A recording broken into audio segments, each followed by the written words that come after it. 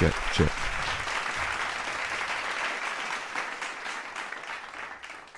Sweet. I love that little applause. That was great. Right. There we go. Hello and welcome to episode 4 of Short Conversations. How you doing? Hi, I'm all right. To be fair, yeah. Good. I've kind of recovered from moving my mum's house this week. Yeah.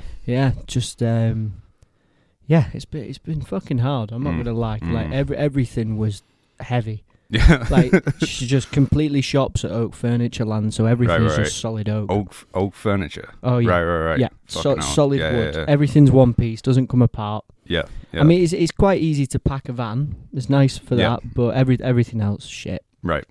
Yeah, really heavy. Yeah. Did not enjoy it. I hate moving. How many times have you moved, like, in your whole life? What, including being a student? No, like maybe moving a full house sort of thing. A full house. Because, like, I guess, like, when you were a student, did you, like, move a lot of your stuff, or was it kind of like you took bits and pieces? Yeah, there wasn't. It was usually like a car full. Right. So Yeah. it wasn't like a proper move. But Yeah. I think we've done 1, 2. This be move number 3. Move number 3. Yeah. Right. So when was the first time you moved? Oh, I think I was like 6. 6. Right. Where did you live before that? Is that Oral? Oral. Yeah, Right. yeah. So you born in Oral? Yeah, born in Oral. Right. And then, Okay. And then moved to Standish. Oh no, I've only moved twice, I guess. So it was Oral and then Oral, Standish. then Standish, and then Right. now Right. in Poland. Right. You've had it good. Yeah. Not having to move all around the world. Fucking hell. I think I must have moved about maybe like 12 to 16 times in my whole life. Oh my like 4 God. moves. Really? Yeah. It was fucking horrible. Did you move in America then? Because you've only lived in like 2 places here. I lived before, when I was born in England, in Wigan. Mm-hmm. Didn't move at all. It was like one house till I was about 4 or 5 years old. Mm-hmm. So moved to Dallas. We stayed with my uncle for a while, but it wasn't necessarily a move because like we were staying there while our stuff was being shipped over. But it was like probably like there for like 4 or 5 months. So it wasn't technically a full move until we moved into the first house. And then, what did we move? Oh no, we had an apartment, and then we moved to a proper house. So that was 2 more moves. Yeah, it must have been like, so like it was probably like 6 or 7 times in America, and then when I moved back, it was probably like another 3 or 4 times. So maybe not like 12, but like still a lot. It's still a lot of moving around. And they say moving is one of the most like stressful fucking things you can do in life. It's just the amount of shit that you collect and you hoard. And the worst thing is, your mum will always just like hoard utter crap. Yeah. So like, she has enough stuff, honestly, to open a children's bookstore. And it's like, oh, can we chuck this? It's like, what is it? Oh, it's the Bible. It's like, no, we need to keep it. It's the Bible, isn't it? It's like, yeah, but this is like the 17th Bible that we found on this bookcase. Like, why? Nobody needs 17 Bibles. If you won't do anything with it, give them to a church or something. Yeah. Like, we don't need these Bibles. Right. It's like, 17 of them, like 25 She's very dictionaries. like sentimental, like about. Oh, massively. Right. Okay. Massively, I can get that. I'm a bit, not to like that extent. Like I wouldn't keep 17 of the same thing, but like I bet it's like it is cool though when you find like little trinkets and stuff from your childhood and stuff you've probably not seen for like 10-15 years. Yeah. And you go, oh shit, like they just blast from the past. Every time you just go into one box, it's like you're always finding something. You know the worst thing that I actually found? What was that? Because I don't really have any stuff. I took one bag which has my Blues Brothers kit in. Right, and that was it. That was it. That's all. Well, you've probably moved a lot of your stuff already. I don't have anything there. Right. But she found my old songbook from when I was like 13. What, like lyrics and stuff? Lyrics. Oh, sick. 12, 13. Nice. Honestly. Yeah. Horrific. Like so bad. Yeah. Like I don't know who I thought. I at the age of 12, 13, I must have thought that I was in like Silk Sonic or something. Like some of those lyrics that I was coming out with, like you know, oh, we'll get randy and drink brandy and stuff like that, like proper cringeworthy things. And my mum was just creasing herself laughing. And I said, yeah, but if Bruno Mars sung that in a song, no one would bat an eyelid. But just because it's me, because like being to be fair, 13-year-old from Wigan, like it, you know, it sounds a bit daft, doesn't it? Yeah. I mean, you probably wouldn't know the difference. I mean, especially nowadays, I've been noticing a lot of lyrics are just kind of like thrown together, and I'm guilty of doing that too. Yeah, totally. Like, honestly, like I think I've been noticing this more. I've been thinking about it as well because it's like this songwriting craft within like say lyrics and stuff has become like completely defunct. In my opinion, because you listen to like I've been listening to Don McLean and who else? I mean, Don McLean is just a really good example, or like Simon and Garfunkel. Yeah. And the lyrics are so like Bridge Over Terrible Water. Yeah. So elegant words and the poeticness of it. Yeah. Do you know what I mean? It's just died. I don't know what's happened. And I'm sure it is out there. Maybe I'm not looking hard enough, but in the pop sphere or in the, you know, larger popular music, it's just a lot of the time it's just generic, nonsensical rubbish. Yeah, and it doesn't like have any meaning really, apart from like maybe get fucked up and do drugs and drink, have sex. Maybe I'm generalizing a bit, but that's how I feel about a lot. I agree. I think a lot of music definitely that's in the mainstream, like because I think the really good songs a lot of the time, like you say, oh, that's really catchy, it's really good. Yeah. But when you actually look at the lyrics, you know, like they're not fucking Bob Dylan. No. I mean, this is going to be a controversial opinion, but I don't like Bob Dylan's music just because of his. Neither do I. Just because of his voice. That's like my personal opinion. Neither do I. Where he excelled was in the lyrics and the elegantness of his lyrics and the like poeticness of it, and telling a story and doing it in a way where it was well packaged. You know what I mean? I'm not like hating on that. No. I just don't like his voice. I can't sit there and listen to Bob Dylan for I agree. A full album. I agree. Like we can never ever tell Joe Martin that. No, Joe, if you're watching, I'm sorry. He'll be very offended. But no, I'm not totally a hater. I'm just like I'm saying I can't sit there and listen to his voice. I agree. Just a tonal thing, literally. I agree. Literally a tonal thing. There's just some people who you're like, oh, it's just a bit. Yeah. But then there's Nirvana, and his voice isn't the best, but I can listen to that, which is really weird. But another good example, like. I don't know, Kurt Cobain was a weird one. Not weird, like, I mean, his music was a bit weird, and I like that about it. But, sometimes it didn't make sense, but it did at the same time. Yeah. And I think he was good at just channeling some sort of energy that no one else could do it. Yeah, I think it was his charisma. His charisma, yeah. Yeah, definitely, that kind of carried that. Yeah, through. And it spoke to a lot of like younger people, especially during that time. Yeah, and even now, it's like still connecting with. I think he's quite a big influencer of, say, a lot of the music you're hearing today, like in hip hop as well. You know, with like Lil Uzi Vert and Juice WRLD, like XXX Tentacion. You can tell like he is instilled in those musicians. Definitely. In the way that I think they come from that point of view where it really connects with younger people. Yeah.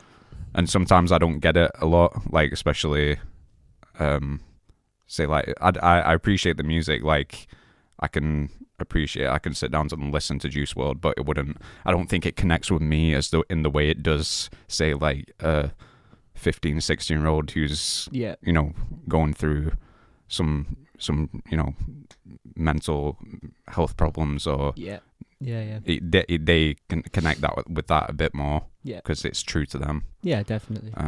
It's all subjective, isn't it? At the end of the day. Yeah. Like, yeah. If you like something, you like something. You can't, criticize someone for liking something. If they like it, they like it. Yeah. Yeah. Unless it's S Club. S Club. Have you heard the new tune? Oh, they're not still releasing music, are mate, they? Oh, seriously? There's a new song. Oh, I heard it the other day. And you know what was funny? Like, I admire how successful One Direction were, right? Yeah. But one of their songs came on the radio the other day. I can't remember what it was. It could have even been that one, the best song ever. Right. I mean, just the title in itself. They had some more. I like some of One Direction's tunes. I think everything sounded like another song that had already been released. Like right. They had no originality. Like that was all churned out in a day.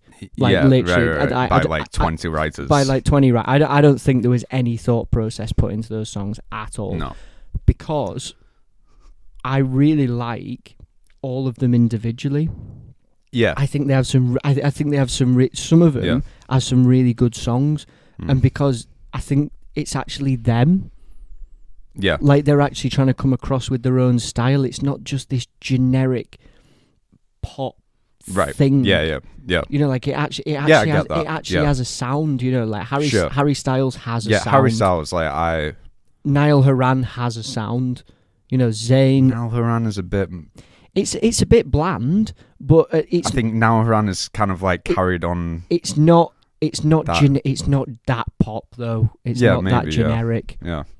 Because who's writing for them all? Who? Ed Sheeran. Oh yeah, of course. Yeah, he is Ed Sheeran with Niall Horan especially. Yeah. Yeah. I think Harry Styles does a lot of his own. He does a lot of his own stuff, which I like. I think he's the best member. Yeah. In terms of just being his own, his own like it's his own thing. Its own thing. Yeah. He's not kind of like being influenced by a lot of the people around him or it's like his label or stuff like that. I think a lot of what you hear is just coming straight from the heart with him. Definitely. Which I just think that comes through a lot more compared to the other members. I think Zayn's Zayn's got some good music. Again, written by Ed Sheeran. Is he got a couple right, of his right. big See, I didn't know that. Yeah. I knew Niall Horan did. I knew don't even fucking know that Louis Tomlinson. Yeah. Actually, he's the least active member, isn't he? I've not heard. No, I think the one who was with Cheryl Cole. I can't even remember his name. No. There is one I'm missing. So it's Louis Tomlinson, Zayn, Harry, fucking Niall, and who the fuck's the other member, man? I'm gonna search it. I don't know. All I know is he had a baby with Cheryl Cole. Yeah. I know. I've heard that somewhere. Yeah. But I have no idea what his name is. What are the members? What are the members of One Direction? So we got Harry, Louis, Zayn, Liam Payne. Yeah, that was the one. That's his name. Yeah, he's not. I don't think he's released any music. I don't think he's really. He's just kind of like married Cheryl and living off the fruits of her. Absolutely. of her career, I think maybe. God. Let me just see. Liam Payne. Liam Payne singles. Strip That Down. Come and strip that down for me. Yeah, Ed Sheeran wrote that one. Yeah. Okay, yeah. There you go. Yeah, I think he did. Maybe I'm bullshitting. I need to fact check that. But yeah, it was Strip That. That was like played in the clubs a lot, in like a couple of years ago. It wouldn't surprise me. And I think Ed Sheeran wrote it. Let me see the writers. Ed Sheeran. Yeah. Ed Sheeran and Steve Mack. Yeah. Yeah. Well, they had that day. I think it was still I think it was Ed Sheeran and Steve Mack who did. They did a Niall Horan tune that went to number 1 and a Zayn tune that also went to number 1, and they wrote "Shape of You" in You the did, same yeah. day with the in one day. In the same In day. the same day. Oh, right. With the Fucking hell. intention of giving it to Rihanna, Shape of You. Oh, yeah.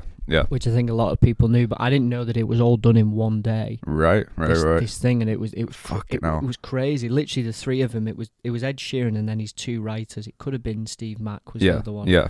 But there's a thing on YouTube about it. You should watch the video. It's interesting. Really. I think I've watched the With, one like- about Shape of You. I didn't know that they wrote those like songs in the whole day. Yeah, they were, might have said that. I just completely slipped my mind. But because apparently he has a really short attention span, Ed Sheeran. yeah, and So, he was like- like playing with Legos or some Yeah, shit like that. and he's literally like, so he writes a a hit chorus. Yeah. He's like, I'm in love with the shape of you, and he's like doing that, and then 20 minutes later, he's like off somewhere. Yeah. Like, oh, I'm bored of this it now. was like because I think Steve Mack said he was like, oh yeah, I just gave him a pile of Legos to play with. He was like just like a little kid, just like go off in the corner and play with some fucking Legos. It's so funny that literally he switches from going playing with Lego, and then he like comes out and writes Slow Hands or something like that. Yeah. And it's just It's a good way though to do it, I think, though, because like whatever, think that's whatever what gets the best out of the artist. yeah,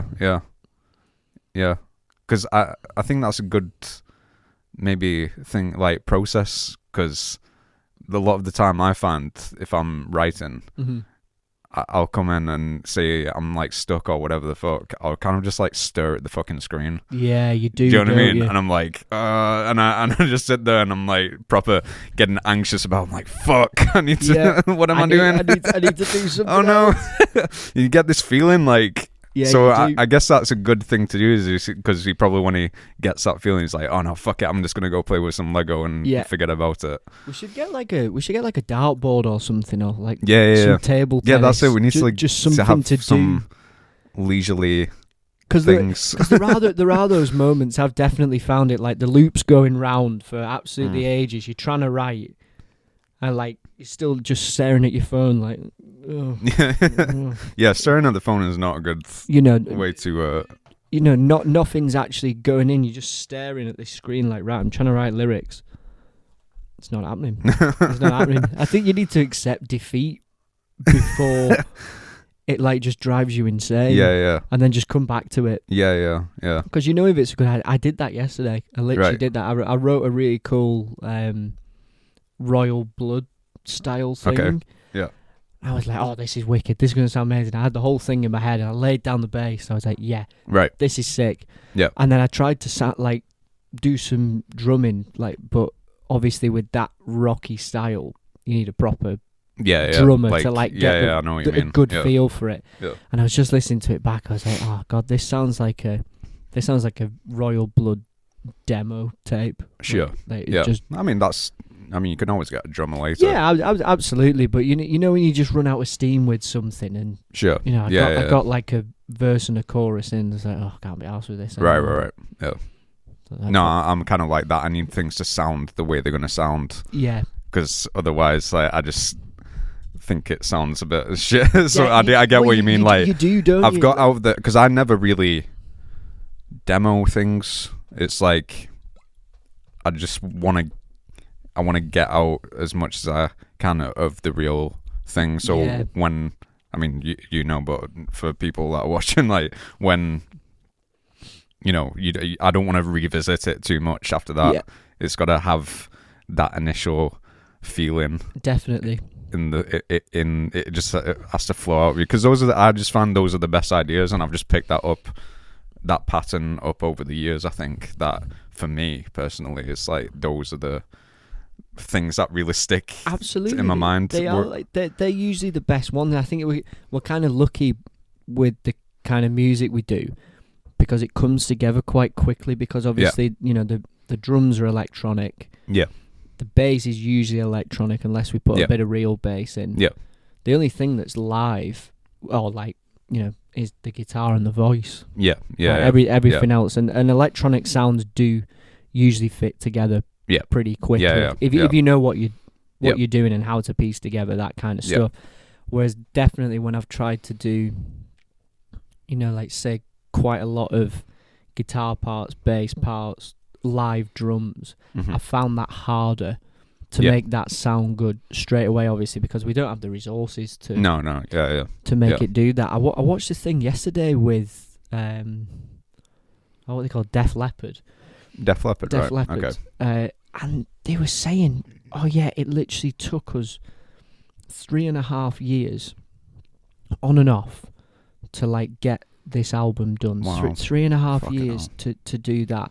I mean, it does take some artists that long. But, it's just I found that like incredible. Like they took that long to do that, and it didn't even have their best, in my opinion, their best song. You know, Pour Some Sugar on Me. Yeah, I've not listened to much Def Leppard. It's such a. I'll know like the song, but I don't know them by the titles. Yeah. So I know what they sound like, but can't say like what they sound, what the titles are and shit. It's such a cracking song. Yeah. And that one was done in 20 minutes. Yeah. And it usually is the case. Like the ones that come together dead quick. I mean, we would say about our own music, the ones that came together really fast. Yeah. Like in a day. Yeah. I don't know if it's just because not that I can't be arsed, but but like, yeah, at the same time, I can't be arsed. Like, it's not that I can't be arsed. It's not fun for me, and I need music to be fun. Yeah. For me to just enjoy the process. Because you like that, it's the initial excitement, isn't it? Yeah, so like when you hear the chorus, it was like that tune that we did last time. Yeah.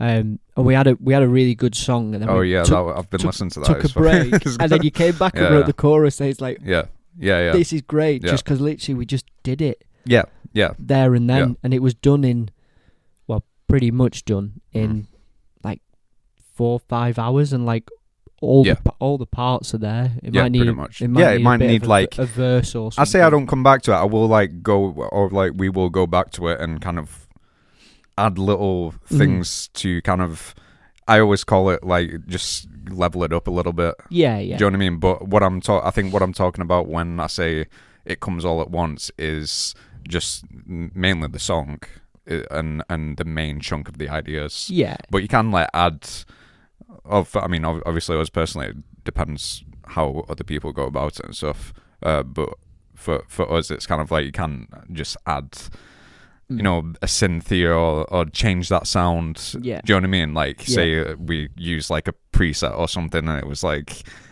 I know we've done that a lot with like basses or something like that, or say we do a synth bass, and then it's like, oh no, can we just try a real bass? And it just ends up giving it that different, that next level. Yeah. Always little things, not. And this is why I don't like. I don't enjoy going back to something that's kind of 1/4 of the way finished. That may have like a really good part in it as well. Like that's the thing. I've let go of a lot of potentially good fucking ideas. But a lot of the time as well, they'll fit into another song. Yeah, so it's just that sometimes. I'll just use that cool idea that we had. Yeah. We'll just put it into another tune. Yeah, but there's so many voice memos or fucking like just loops or something that could be great. Yeah. But I just I never go back to them because I've just got so much shit and it overwhelms me. Yeah. To go through all of it. It is a mixture of a couple of things, isn't it? It's like, one, not being arsed. Two, just like being overwhelmed by that sheer volume of things. I just like that initial excitement of writing a tune, you know, just like when you get on the guitar or keys or something, and then you're singing something. Mm-hmm. Then we're like, right, let's lay this down. Yep. And then we usually do like drums, bass, and whatever. Get like the core bits, the tune down. Yeah, it's like, right, this is actually going somewhere, and it's cool. And that's the thing that really excites me. Like I'm the same as you. I don't really like revisiting something and thinking, oh, how can I make this better? Especially when it's a lukewarm idea. Yeah, exactly. Yeah, I think that's a big part of like it's I don't want to spend too much time on something that could end up, if I even have an inkling of like this is might be shit, I'm just like, fuck this off. I don't want it. It could be great. Yeah. A lot of the time, if I actually probably stuck to it, it could actually be one of the best ideas. You know what I mean? Yeah, yeah. But if I have an inkling, if I have, it's like a feeling that I have. So you know, and a lot of the time it's mainly due to if, say, I'm writing for Lux or I'm writing for Joe Jaleel or like I'm writing for somebody and I'm not trying, but like I want to stay in a certain area. Yeah, a certain bubble. Or like, you know, the sound, Yeah, you know, yeah. and the vibe of something. And if I go out of that, say, because I have a really bad tendency of just doing like a trap beat or something like that. Mm-hmm. Do you know what I mean? And I like it, and I'm like, sometimes I'm vibing to it, and sometimes I even lay down vocal ideas and that. Yeah. And I'm like, this could be good, but I don't feel like I can do this justice. Yeah. So I just scrap it. That's exactly what I'm like with. With like the rockier stuff. Yeah. Because like I'm just jamming sometimes. I do listen to quite a bit of rock music, and like I do really want to do it, but it's not, especially from a production point of view. Sure. It's not. I'm just not very good at doing it. Like I wouldn't say. I think you just need the resources. I could be. Exactly. Like if I had access to a drummer all the time. Yeah, exactly. And like some good drum and just like stuff. I could. Yeah. I could do it. But with like the current setup that I have. Yeah. It's just like just couldn't really do it justice. But I have a lot of like good ideas for different kind of things. But yeah, I'm the same as you. You know, I just can't be bothered after. And I mean, it's a good point, because when you say like rock music, or even just say for the style of music that we do, to gain those resources to experiment with different ways of recording and stuff, because I feel like over the years the music that we do the music that we do is like it's been built, like the template's been built, or the process has been kind of built up over the years to do that sort of music, which makes it easier for us to kind of do those sessions where it just come out. Yeah, because it's a formula. Yeah. Well, no, I mean, but to a certain extent. To a certain extent. Like, yeah. You know, not saying it's exactly the same every time, but like we do have a bit of a formula with the way that we work. Yeah. And to get into those different environments, say like go to a studio or build a studio, or, do you know what I mean, where it's you do have a drummer, or drums, a drum kit, and a drummer, because like sometimes you could just have a drummer and no drums. No drums, just pat on his legs, and have like, you know, guitar. I know there's like a lot of emulations and stuff these days, but when just bringing back to the point of like rock music, a lot of that is done in the studio setting, I think. I mean, I might be wrong. There might be rock musicians who are doing it kind of like we do it. I don't know. I think it's a mixture of both now. Yeah. Really, it's. I don't know. It depends totally on how you want to do it. Yeah. Because a lot of the time in studios, they do replace the drum sounds with samples, but it's still a drummer actually hitting drums. Which I totally get, because you need that energy, and you need that feeling, and when you're recording as a band, especially doing that kind of music, it definitely comes across better.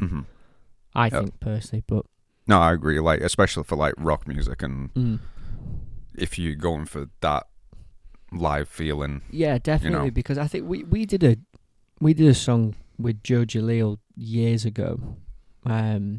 Which I still think had it like Live Easy.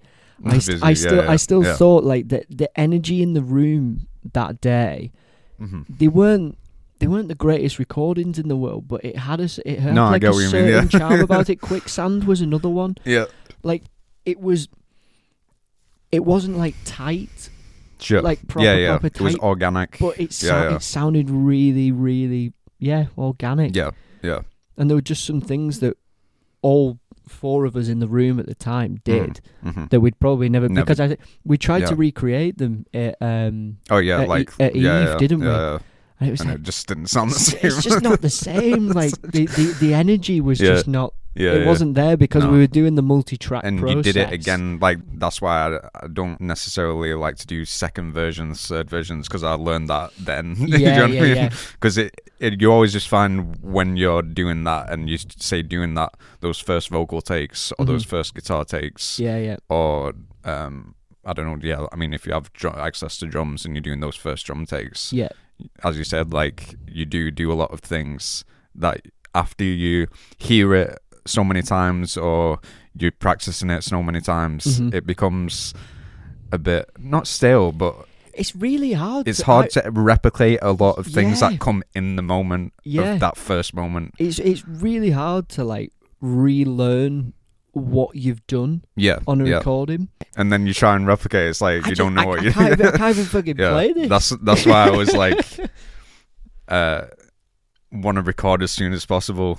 Like, I don't know if sometimes you feel like I'm like not because I want to push people or like pressure people, but like I'm like, let's get this down, let's go, like as soon as like past, absolutely, you got to like keep that rolling, because sometimes you may miss those things that you did, and then when somebody points out, you go, oh fuck, you did something there, and you go, fuck, I forgot. You're like, no, what did I do? Yeah, and it's happened so many times before. I'm just like, learn that lesson, just fucking get that down as soon as possible. Absolutely, just track it, even if it sounds a bit shit afterwards. Yeah, exactly, because you just gotta go through those shit like ideas to get to the good stuff. You know what I mean?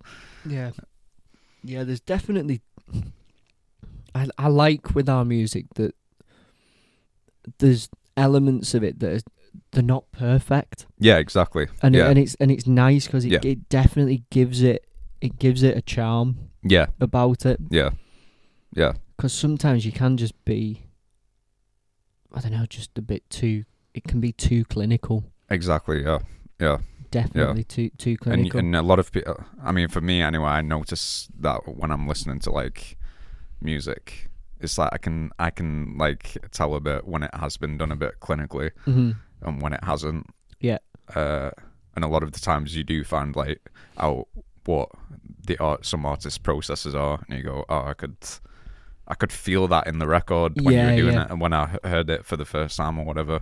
Definitely. Like Soaks on it, because apparently that fucking first drum take. Yeah, it's one take. It was one take. Yeah. I think, and I think it was the first take. I think I heard them say in an interview. Yeah, what it was, he literally he did one take, and that was the take for the song. That. Yeah. I mean, how he fucking did that in one take, I don't know, because it was just so many transitions and stuff. But I mean, he's like fucking great musician. It's just being that good, isn't it? Really, musically. Yeah. Like, you just gotta. Just roll with it at that time, even if you think, oh, I was slightly out there, or didn't quite get that. It gives it that feeling. It really does. Yeah.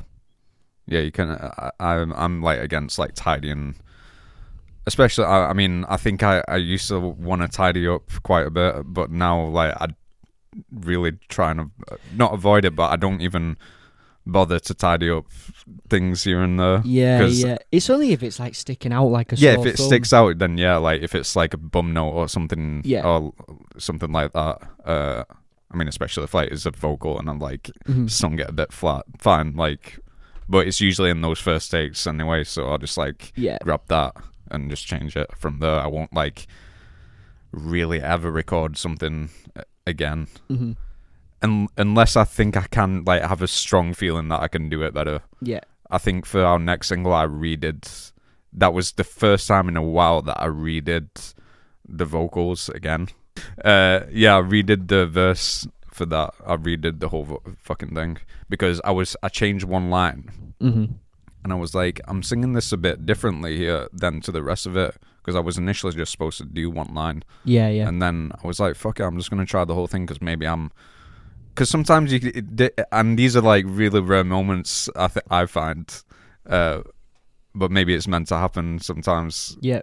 So like, I just had a strong feeling I didn't come in saying I was going to redo the vocals. I just did it. You just did it. I didn't even think about it. And then after I listened back to it and compared the first one and the ones I redid, I kept those harmonies and stuff. Like those were the ones I did, but the main vocal, like the rapping and stuff, that's cool. Yeah. I didn't know that. Completely redid it. I didn't know that.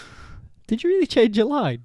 No, I just wanted to. It was just like singing it differently because I was a bit out of time. Oh, okay. No, I don't know if I was out. Was I out of time? Oh no, I did. I want to just change a lyric. Okay. Yeah, I wanted to change a lyric. That was what it was. Cool. Yeah. I think that one was actually recorded. I think my vocals were recorded on like a because he did a shitty live. I think it was like a live mic like this. Oh right, It really? wasn't even a nice microphone. I can tell. Yeah, it's just they done. were pretty easy to mix, to be fair, actually. Yeah, it sits okay. All that high stuff done. It's quite easy to put in place. Yeah. You know what I have been doing? It's been doing this for a while actually, and I think drummers would probably disagree with me. But what I've found actually makes quite a nice groove is when you've got really tight quantized drums. Mm-hmm. So like it's just like drum machine at 120 or whatever. Okay. And Yeah. it's just grooving, and then you've got live bass and live guitar, and obviously like not non-quantized keys around that. Yeah.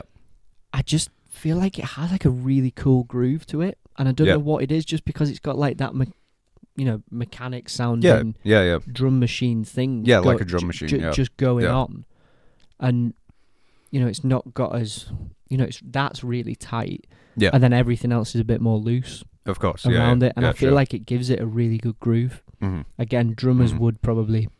I think disagree, but no, I think it's just like dependent on the record that you're doing and the type of energy you're going for. I feel like for our music though, it works well. Yeah. That kind of stuff. Unless you do have like a shit hot drummer who comes in who's just of course, yeah, brilliant. Yeah, I mean, I don't think we've quantized which records have we quantized like all the drums. No, I think no, it's just it's a recent. It's more of a thing. recent thing that I've been doing. Yeah. The next single is quantized. Oh, was that quantized? Mm-hmm. See, I thought that was played like live. No, it's completely quantized. Right, okay. The things that will be out of time slightly, will be my bass playing and guitar. No, it wasn't that it was out of time. I just didn't think it was quantized. Yeah, I thought it was just really on the ball. No, all right, okay. No, it's quantized. Because it doesn't feel like it's quantized, if you get what I mean. It was ever since. But maybe that is the things going on around it that makes it not feel like that. Yeah, it makes it feel less robotic, and it was a thing that I watched Chromeo do. Right. Okay. Because he was literally just like they just would draw in the drums. And that was it. And then that P guy plays everything around it. And what's the other guy called? The singer. I don't know what his name is. But yeah, they do it in that way because they just say it gets the song going. Mm-hmm. So like if you just do a drum loop, for however many bars, lay your idea down, and then you can just tweak the nuances of it later. But they do end up keeping it quite like like they're not doing that on the keyboard playing drums. Yeah, I used to do that, but I just it's one of those things I can't be asked doing anymore. Exactly. Like I don't think it's that. I think it's because I used to write, or not write less, but have a lot less records I needed to get around to, if you get what I mean. Yeah. So like now it's like, can I be arsed nudging all the drums and like so many tracks? Not because really. it doesn't make it. I don't think it. I mean, it can make a difference. Don't get me wrong. And I think if you take the time and effort to do it, like it could actually level up the track a bit. Yeah. Yeah, maybe that. But it's like it's one of those things I just don't enjoy doing it. No, and I think because you get like those little imperfections, like you say, from everything else. Yeah, exactly. Yeah. From like your real feel playing bass or guitar. Yeah. If you've just got bang on drums. Yeah. It gives it like a nice funky feel. I think. Yeah. But I don't know. Again, people would probably disagree, but I don't. Yeah, I don't really care. I've just found it. No. I just found it works. Yeah. Yeah, exactly. If it works, then just don't change it. And it's not time consuming either. Yeah, exactly. Because like if you've got to go through like 3-4 minutes of a tune, and you've been doing this and nudge every and nudging every things, drum. and like by the end of it, you might as well just highlight the Yeah. whole thing Yeah, and press yeah. Q. Yeah, exactly. You know, Fuck it. I mean, I've got to the point now where I don't even like do the fades and shit anymore. You know how people do the fades, and I used to do it on every single fucking track. Right, on every track. But the thing is, a lot like find me a record in the charts that doesn't like have maybe like you hear it a lot, and it's if you're really listening as well. And sometimes I'm really listening, like because I like to. But you'll hear like pops and clicks, or like something cuts out here, but like the record's successful. Yeah, it's who like, the fuck? Again, I'm not. As long as it's not massive. As long as it's not. Yeah, no. As long. Like I mean, if it sound. It's no, fine. yeah, exactly. If it's a fucking like, if it's very noticeable. Yeah. But what I'm saying is, like, a lot of people go out the way, and I used to do it to, like, every cut that I make, to do the fades on, say, like, hundreds of tracks, and do all that fucking fading. Yeah. Is fucking. I've never ever. And it takes a whole fucking 2 days. The only thing I've ever done it with really was with like vocal or brass. Right. Yeah. Because usually you can hear like breathing or sniffing. Oh yeah, and well now I just put a gate on it, and that was the only thing I ever did. Gates to like save you that time, so just whack a gate on it. It'll be fucking fine. It's good when you discover that. Yeah. I took too long just not knowing really what that did. Yeah, I learned how to sidechain with a gate. Yeah, before I did, knowing that it just cut the silence out. The silence out, and it makes I found it makes the vocals pop more as well if you put a gate on it. It's like a bit more. Gives them a bit of a snap to them. Yeah. If you that's what I found. Like if you don't, just a bit more, because you can rhythm really. Yeah, it's like it makes it more if you're going for that, and I think with more of like a pop record, it works to kind of like give the vocals a bit more of like a percussive feel, especially if it's like rapping and stuff. Yeah. Put a gate on it, and it's good for brass as well. It works well with that. Anything that doesn't have like too much of a release on it. Like if you've got like a very like funky bass line and just not don't put it on like long notes. It's not like long like if it's got like long notes and shit on it, or if you've got like held vocal notes or whatever, like I'd probably avoid doing that. And then do the like the manual fades and the cutting on that stuff. But if it's like on bass as well, like I've noticed just the choppiness of it it's really good. Gives it more of a makes it funk a bit better. Yeah. Because I noticed that with Michael recently, because he's recorded a lot of sax for me to mix and stuff, and just doing like the DJ mixes and sax. And he says like, oh, how'd you get it to sound like that snappy, and how like do you get it to sound that good really? Sure. And it's like there's really not much. There's not much to it. It's literally like four plugins. Yeah. And I only use stock. They're just Logic stock plugins as well. And it just makes the sax sound really good. Yeah. Doing exactly the same kind of thing, just having that percussiveness from the gate. Yeah. I'm not going to tell him how to do it, but secret. It's a trade secret. We just gave it away to everybody. Yeah, well, no, we don't. I learned it off YouTube it's anyway. I mean, it's not like it's something really simple that it's just not hard to do it, and it like helps massively, I find, and saves a lot of time. Yeah, especially if you, as I said, cutting all that silence and shit out. Just whack a gate on it, and you'll be fine. So, how was your first beer back in the pub? The first, or did you have it? What was your first drink? Because I remember we talked about this. It was. Was it the first pod? It might have been the first podcast we talked about this.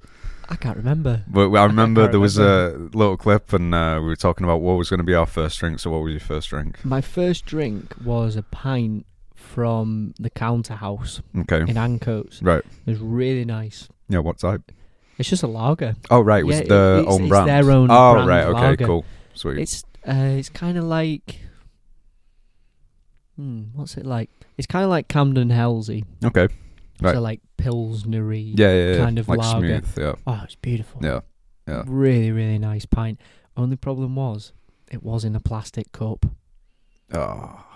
It was. Fuck. It was. But then, I made up for it the day after. Right, okay. Because I actually had one in a glass. Was it a pint It was plastic cup? It was a pint, yeah. Right, okay. Pint It wasn't plastic. from a bottle? No. Oh, right, okay. So it was from the draft. It's just because everything's outside, isn't Yeah. it? Oh, right, because they don't want like, people taking the glasses everything was and shit. just like yeah, fair enough. plastic stuff.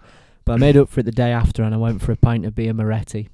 Right, okay. I had that, and that was Nice. good. It was really Nice. good. I've missed it. Yeah, man. I have to admit. Like, I mean, don't get me wrong, I love bottled beer, but Yeah. pints are just next level. Fuck. What about you? What was your first one? Camden House. Yeah. It was the Camden House. I feel like in that podcast as well, when we were talking about this, you said how sick you were, and you were just having up for having a cocktail.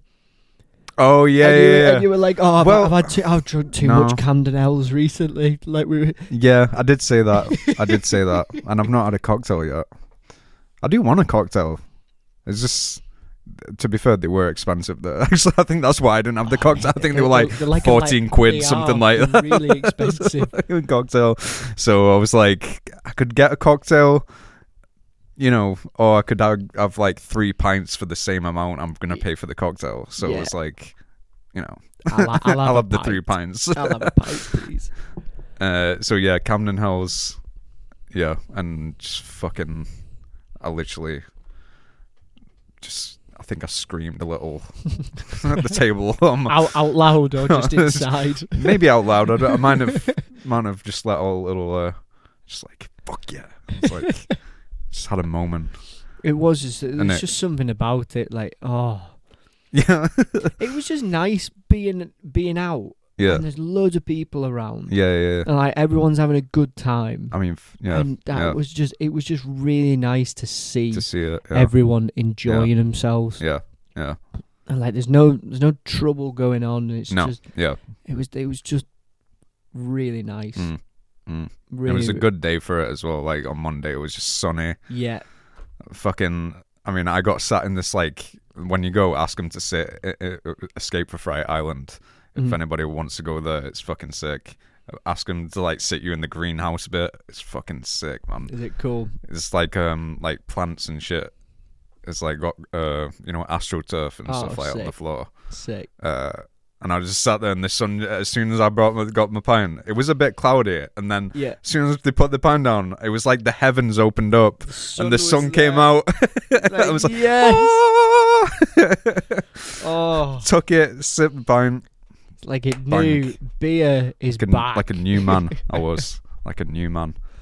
Oh, I just love the dedication to it on that day. Like pubs opening at midnight. Right. Oh yeah, I heard some places didn't they? But it did have it was in some place in Coventry. Oh right. Did they? I'm sure they opened somewhere in Manchester. I think it was Brewdog. They opened it at 12 o'clock. Did they? Yeah. I think so. Yeah, because they did that the last lockdown, and I think they did it again. I didn't know. I didn't go, but like I can't afford it. Yeah, I can't afford to go to Brewdog. It's so expensive. It's fucking expensive. Yeah, it's like £6-7 a pint or something like that. Oh my god, honestly, it outdoes Albert Schloss, which is saying something. Right. Yeah. Because that place is expensive, yeah. but bloody hell. I was like, I'm not paying that. And then sometimes they come and they're charging $5.50 or something. It's just one of those 2/3 of a pound. Yeah, the schooner. I'm not paying that. Absolutely not. I think I'm still stuck in the old ways though. Yeah. Like I still cringe when it's above £4. Oh right, the prices. Yeah. Especially when you've got used to in lockdown, like getting a crate of beer for a tenner. Yeah, that's what I was gonna say. Like, I'm more like open to doing that now as well. Just like, because you think about it, and I didn't actually drink at home ever really before the lockdown. No, hardly. Like, not as much as, like, I mean, I'm not saying, like, I'm fucking getting hammered every night. But, like, you know, like, just, like, every, like, few days or something, say I'd go to the pub before the lockdown. Yeah. With, like, a few mates. But now it's, like, I'm actually happy to just go get a fucking 2 for 4 from Co-op. Yeah, it's true. And that 2 for like 4 deal. I did last night, and I was like, this will do me. I don't want to see anybody. I just want to fucking have a drink on my own. Which is, no, I think the social aspect of it isn't good, but you know, but you could invite people around to your house as well. It is good, definitely. Like how you've learned to just do all these things in your own home and stuff. You know, for a birthday, for example, stereotypically you'd be like, oh right, I want to go out to this place, I want to eat at this restaurant, do this, do that. Like, me and Hannah have honestly had some of the how many birthdays have I had? Well, we've both had a birthday each and Christmas in lockdown. I think your birthday was just before lockdown last year, I think. Yeah, but I just had one last month, didn't I? No, yeah, I know, but I'm saying, like, you only probably had one. So we've had a birthday each and Christmas. Yeah.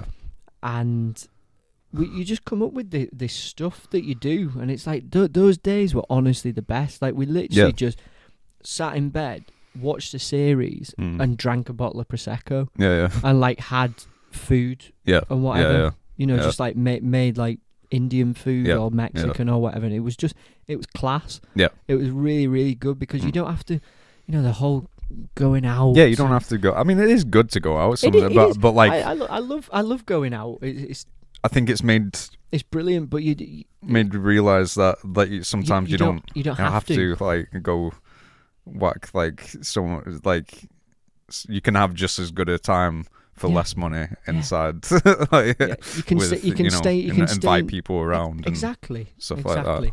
You can stay in your pajamas. Yeah. You can watch whatever you want on telly. Yeah. You know, you can really tailor the day to what you want to do. Yeah. I mean, don't get me wrong, I'm happy the pub's open again, because I do just... Yeah.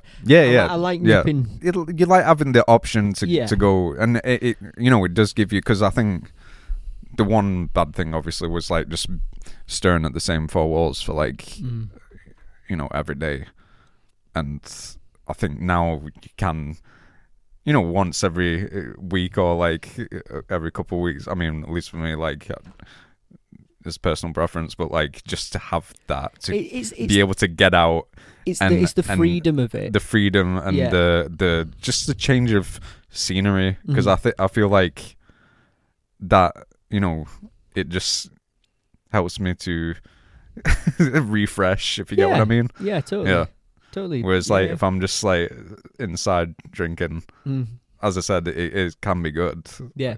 You know, but to have that option. Yeah, that was my thing just throughout all of it. Just I like having the option. Yeah. Just the freedom, you know, like, it's why we don't work 9-to-5 jobs. Yeah, exactly. Yeah. Because I can't stand the thought of, like, and it's no offense to people who do work 9-to-5 jobs, it's just not for me. Yeah. Like, I just like waking up and going, right, what is this today? It's like, oh, we're going to do a podcast today. What we're doing tomorrow? Oh, I'm going to go for a few drinks at Freight Island tomorrow. Yeah. You know, Tuesday, what we're doing Tuesday, probably going to do a recording session. Yeah. And it's like, just all these, it's nice.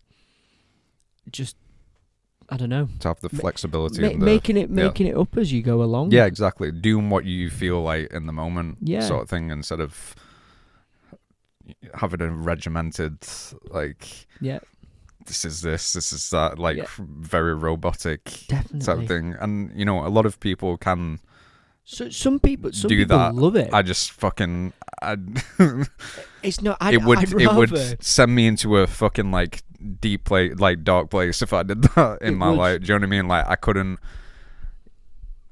You know, even when I have had jobs, like, it fucking sends me a bit west. Do you know what I mean? Yeah. Not because the place is bad or, like, or the environment's bad or whatever. The job's not bad. Yeah. It's just not what I'm, like, passionate about. It's just not what you're programmed to do. No.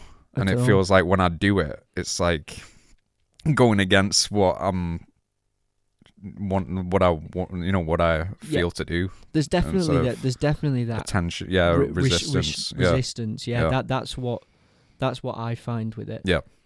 And like there is definitely something inside of me that just says you're not doing it. Yeah. It was like with homework at school. Like if I didn't think it was going to be beneficial to me, I just think, okay, I'm just not going to do it. Yeah. It was like having that tutor at Runshaw. I can't remember his name. He was like, no, you need to come to those fucking things with bollocks. You need to come to tutor group because you got to fill out your UCAS application. Yeah, but I'm going to music college, so it's through a different thing. Yeah. And I've already done the application. Like I've got my audition next week. The way they did it. He's like, no, but you have to come. It might be beneficial for you. It's like, it's not. I'm telling you, it's not. Yeah, exactly. It got to the point where he ended up ringing me mum. I think what a lot of teachers often understand is, I think younger people have more self-awareness than they give them credit for. 100%. I think when you're younger, you actually have the most self-awareness. Yeah. But it's through the years that people tell you this, that, and the other, and because you think, oh, the elder, like my elders, and even like sometimes your parents or your siblings or somebody tells you, you think just because they're older or just because they have like this, what do you call, like power, you think somebody's higher than you because of your age or whatever the fuck. Yeah. Or because it's a system's been put in place for you to follow. That you think you have to like follow the rules. Follow like what other people are telling you to do. Yeah. But that just completely throws off your life. Yeah, definitely. Or completely throws off what's true to you. Yeah. And because you're young, you do have that vulnerability. Yeah. Of being persuaded or it gets you in your head. Yeah. When you're younger, especially. Because although you may have that initial self-awareness, which, as I said, a lot of people, they need to give the younger people more credit for that. Yeah. I knew, I might be fucking lucky in this, but I knew from fucking as far back as I can remember, 6-7 years old, that I wanted to do music. Yeah.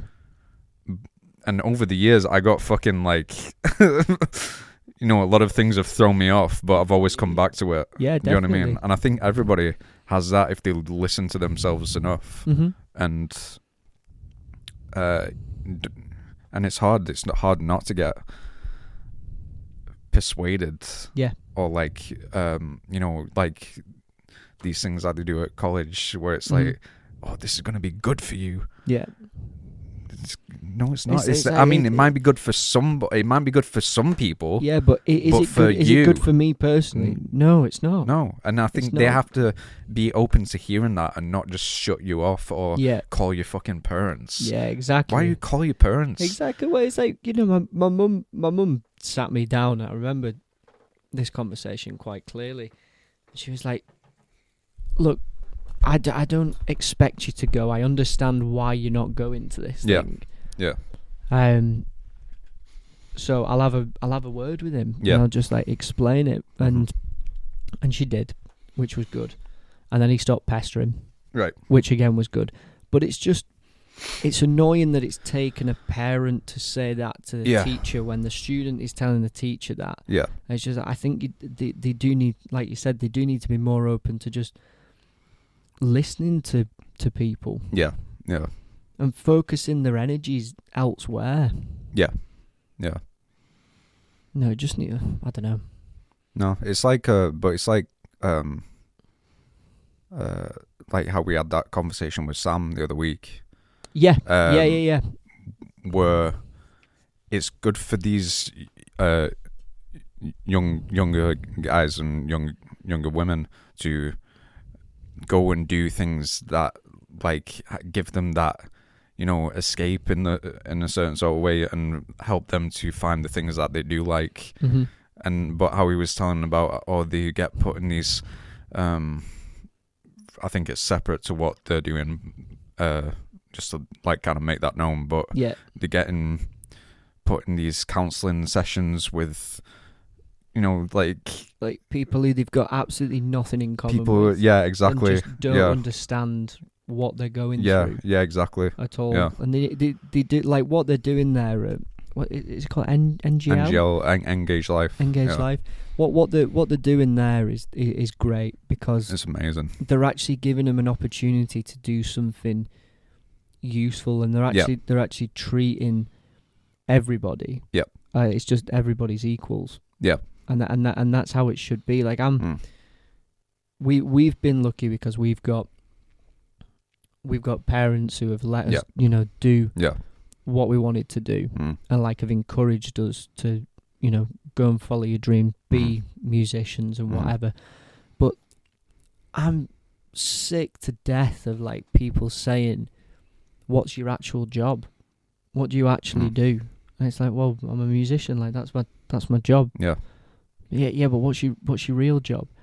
And it's not their fault, because they've just been programmed in this way that music, sport, dance, acting, it's all a hobby.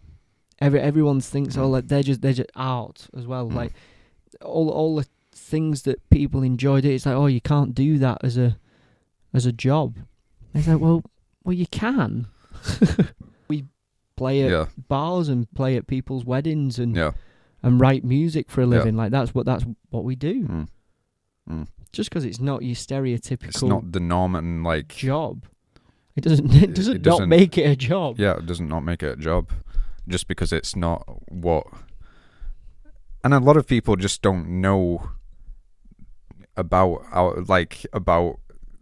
these areas of like, oh, you can actually do this as a job. A lot of people don't know that. Do you know what I mean? Yeah. Which is fair enough. Like, benefit of the doubt. I'm not gonna get like angry. Some people are just not educated, or like just don't know. Bit ignorant to like how things work, or like behind the scenes, like how you can actually make money from this. Yeah, you know what I mean? It's like it's not their fault. It's a very, very old-fashioned thing. I think it'll become. I think it's becoming more. It's becoming more outdated. Yeah, now. Definitely. No, but like had those conversations where and like go, oh, what you doing now? I'm like, doing music. Like they look at you or like go, really? Like it's kind of like really? Yeah. Oh, you still doing that? Yeah. I was like, yeah. Why the fuck wouldn't I be? Like why the fuck wouldn't I be? Why would I ever give that up? It's the best job in the world. Yeah. And sometimes I kind of, because I know I've called myself out on this on a few times. I kind of like, not lie, but like say, oh, like say my part-time job, or kind of like make it about that, or I'm like still working, here and there, and instead of saying that I'm a musician, that's what I am. Yeah. That's what I am. Do you know what I mean? Yeah. And I've had to teach, like, not teach myself, but like kind of like bring myself into that space, because if you frame yourself like that, and especially frame it to other people, like you're doing yourself a disservice. I feel like you've got to accept that's what you are, and don't definitely give a fuck about what other people think about that, or literally have never cared. It's like what do you do? Yeah. I'm a musician. Yeah. That's what I do. What do you really do? I'm a musician. And you just have to say it a few times and explain it to people, because it's not bloody complicated, No. And actually, on a weekend, I probably earn more than you do anyway. So yeah. While you're getting pissed at the pub, shade. I'm making a decent amount of money. So yeah, get it out. Round of applause for that. Ooh, shots fired. Boom. I just said you've got to drop that in there, because we get a lot of stick. Yeah. Sometimes, It's the ignorance from people, like how they feel like they can just get up on a microphone, or try and take your guitar off you, or try and play a keyboard or your drums, or whatever it is. Yeah. It's like, I don't come and try and take over your computer at work, or sit on your desk, or ransack the office, or any of that kind of stuff. So, get the fuck off my guitar. But there's never that respect about it. I don't think. I think we do. And it's the same in a lot of the arts. Mm-hmm. Like you just don't get given the respect that No. you yeah. deserve when Yeah. actually you're the people entertaining people. Yeah, giving that people giving people that escape. Yeah. From the work that they do, Yeah. and the stress that they have. Yeah. Which a lot of people do, not discrediting like people have shit, you know what I mean? But yeah, exactly, just like give us the respect give us the respect because we're helping you enjoy yourselves. Yeah. By playing Yeah. a few of your favourite songs. Yeah. Pretty bad. I've sang down some horrid mics before in the past, actually. It was when you went into, the worst place for it was. There was this venue. I don't know if it's open anymore. I think it's shut down actually. It's called Rebellion in Right, Manchester. okay. It's like a metal bar. Oh, right, okay. And we did a gig there once. For this, like, do a pop band, like pop boy band thing. And they actually had to just say to them, they were like, "Look, we're not singing with these microphones. Like, we need some other ones."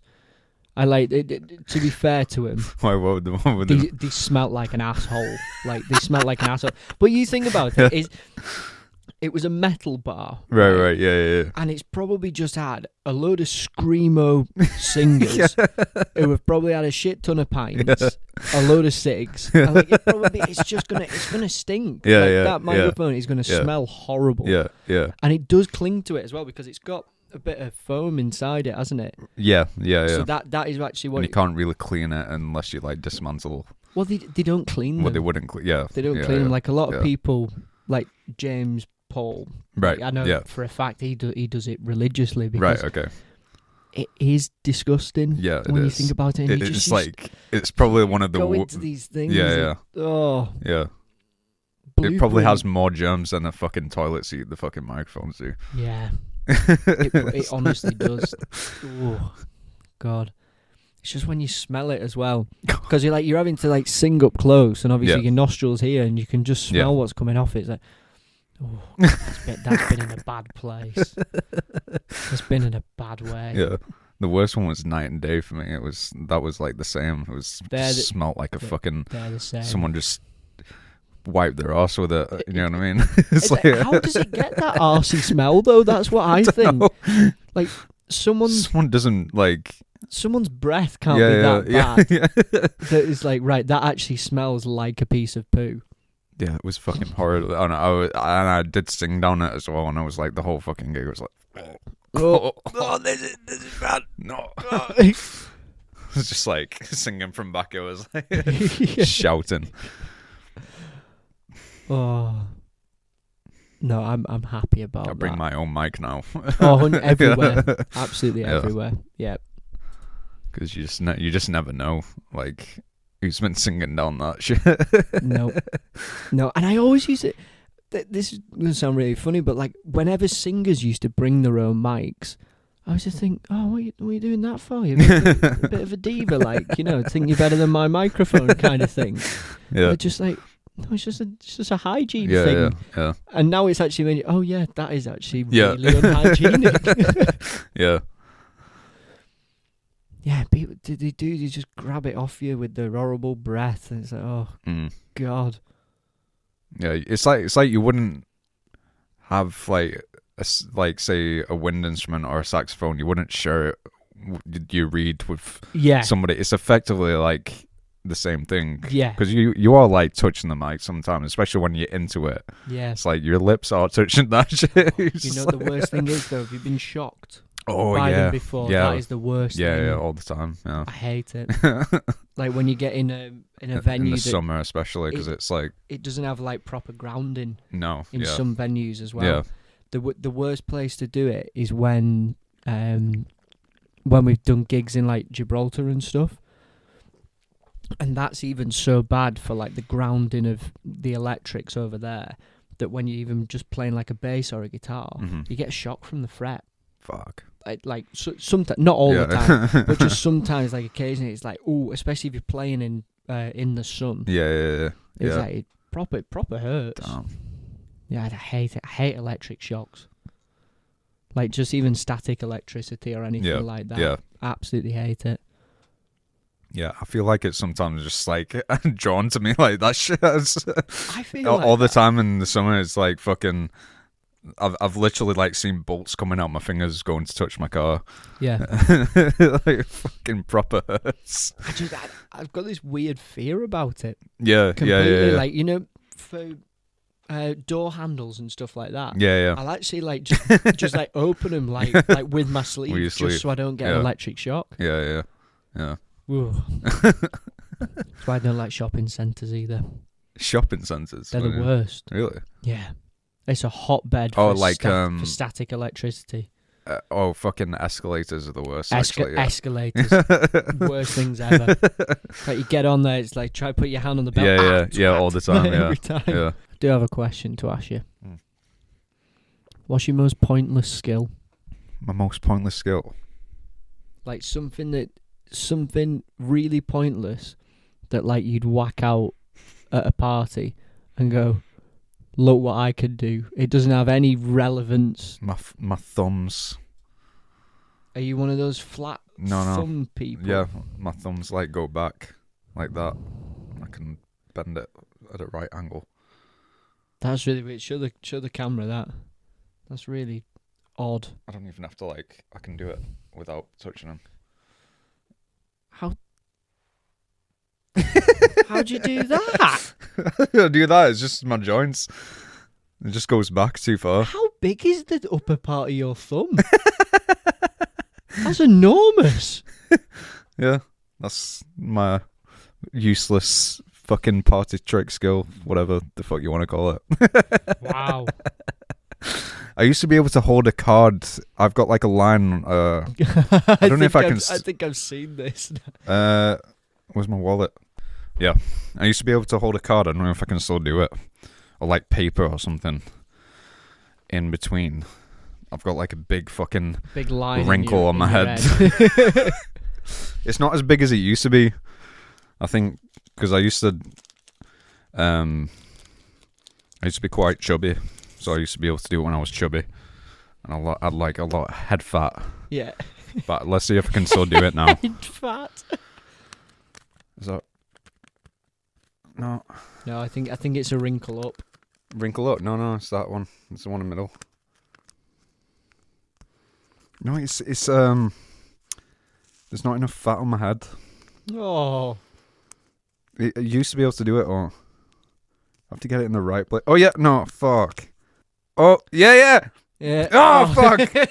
Yeah, no, but I actually used to be able to hold it there for like ages. So, yeah, that's another useless fucking thing that I can do. Well, or maybe used to do. Oh, that's amazing. So, yeah. I love that you had head fat.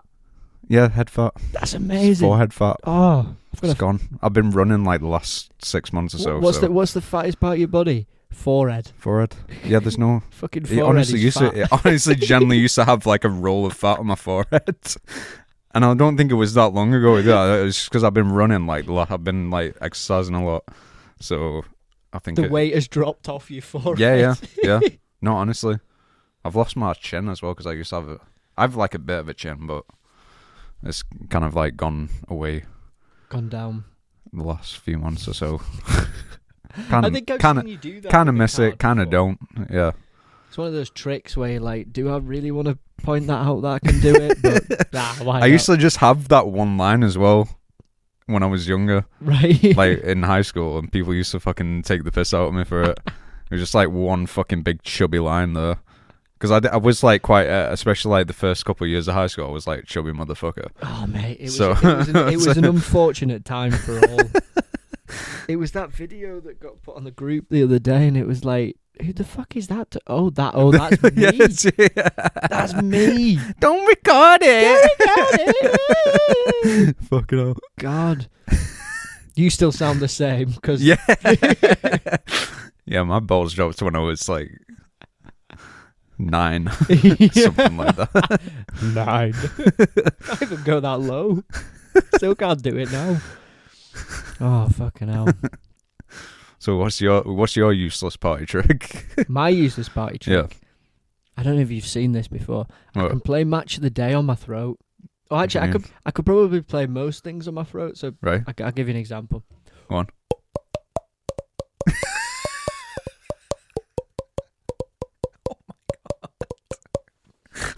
That's my useless party trick. Fucking hell, man. That is fucking sick, actually. You should. Oh, what the fuck? You should like go on like Britain's Got Talent or something with that shit. Come on, it's like, all right, go on, give me. Just like that useless talent that everybody has that people will just love it. Honestly, God.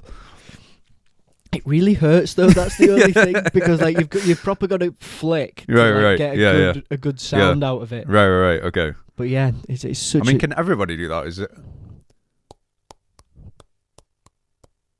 No, I can't do it. Not really. No. I don't know what. Like you've got to. It's like really hollow. It's like a really hot. I don't know if I've got like.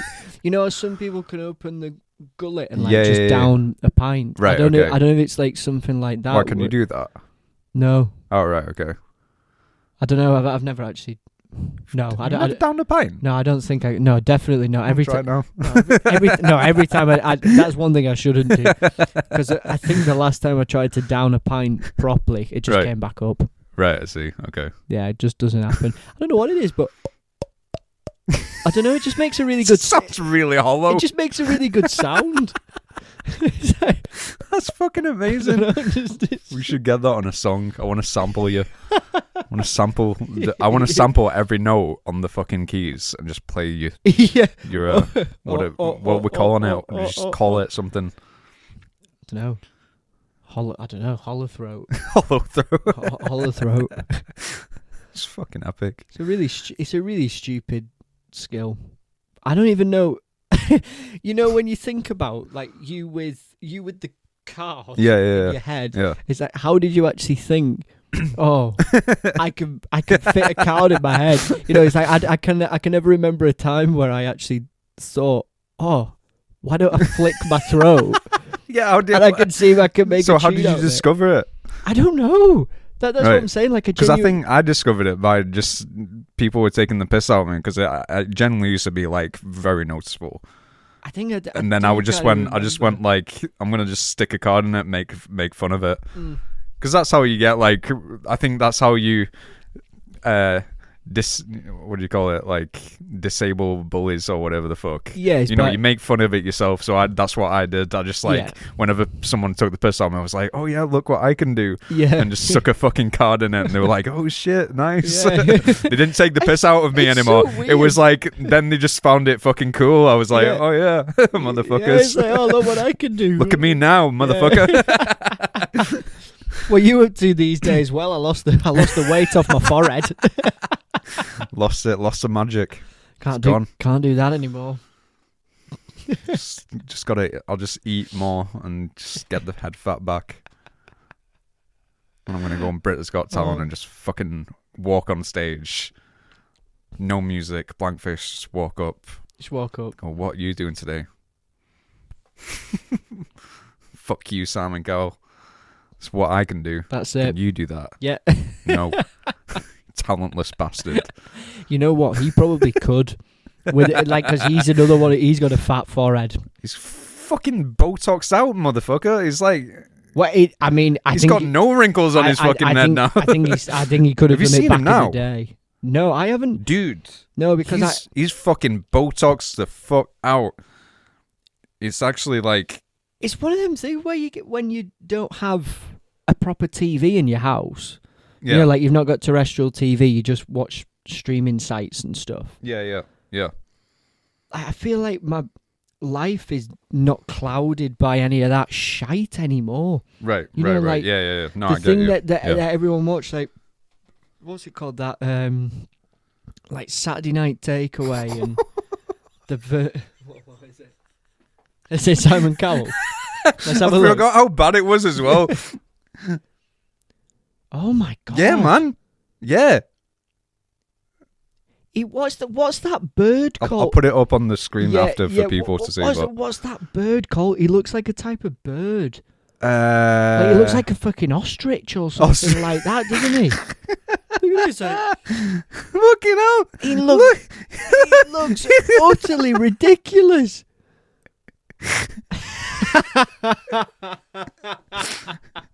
Seriously, man. Yeah, that dude's got no wrinkles now. Because he used to do, I mean... He did used to look bad as well. Like, I thought he was, but he's just, obviously, he's probably like, I've got to keep my image up. Fucking hell, it's bad, man. How old is he now? A lot of Botox. That's a lot of Botox. That's not just like a little bit. You know what? That's like Joan Rivers type fucking... Oh, that's really bad. That's like Barry, that's like Barry Manilow. Like. Barry Manilow. Oh, Barry Manilow, I don't know, he can pull it off. I think he pulls off the Botox, you know. The man can't move his face. Because I think, you know why? Because I think I've just always... No, because he doesn't... With Simon Cowell, it's like he's changed his structure like quite a bit. But Barry Manilow has always kind of looked like that. Because he's had Botox for a very long time. No. But like, even when he looks the same way as he does when he's young. Like, he can pull it off, if you get what I mean. So like, that's him now. I mean, you can tell, like, if you look at that. I mean, yeah. It's just when he speaks... With Barry Manilow, like, because when like, he was younger, he pretty much looks the same. Yeah, he does look the same. So he already had like a Botox. Cowell honestly looks like someone kind who of thing. stretched his face. Yeah, but with Cowell, it's because like he didn't really, look like, that's what I think. That's what he used to look like. I don't know if that's like. I mean, I think there's still work. Yeah, I think there's still work done there. But it's fucking... Yeah, when I saw that a few months ago, I was like, holy shit. Oh, my God. He must be in his 60s, though, Simon Cowell, I think. Yeah. Definitely is. Fucking hell. He looks like an ostrich. Fuck. Yeah. I don't know how people can... I don't know, like, I get it, because it's like... Especially when you're in the public eye, there's a lot of people, like... judging you, and that's why they get it. Do you know what I mean? It's because people fucking start picking at the little things. Oh, Simon Cowell's getting old. Yeah, he's getting old there's now. Some horrible criticism and stuff like you know that. What I mean? But just I would have just embraced it. Oh, just embrace it. It's like fuck you. I don't care. It's called getting old. Yeah, exactly. Let yourself get old. Yeah. Yeah, like people proper regret it. Courtney Cox. I remember seeing an interview with her, and she says that like she massively regrets getting Botox at the time that she did, because they'd just finished Friends, and she was 35, 36, I think, when she finished Friends. Right. And then now she's actually gone back to getting it all reduced and making herself okay, so she actually wants to look more like her age, because there was a point where, like her cheeks were up here, and like, she could hardly... Like the Barry Manilow thing, like they can't even speak. No, yeah. Some of them. Yeah. Like he's trying to. I saw him singing live. Right. Okay. And he's like the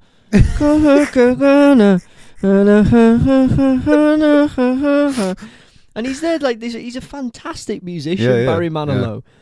But come on, man, you can't move your mouth. Yeah. And you sing for a living. Yeah. Just get on. I don't get it. Embrace it. Like, Billy Joel has embraced it. He has gotten fat, grey, bald and old. Yeah.